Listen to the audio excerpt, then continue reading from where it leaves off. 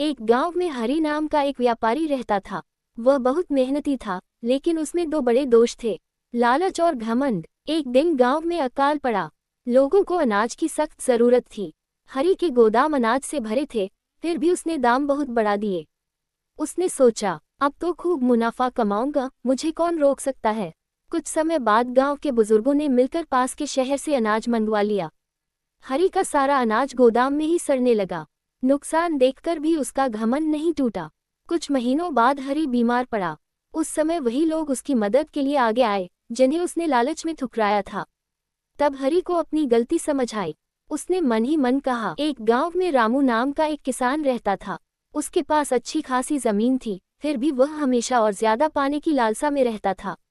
उसे लगता था कि जो उसके पास है वह कम है।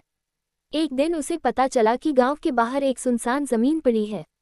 लोगों का कहना था कि वहां मेहनत करने से बहुत फसल मिलती है। लालच में बीबी आकर रामू ने वह जमीन भी खरीद ली।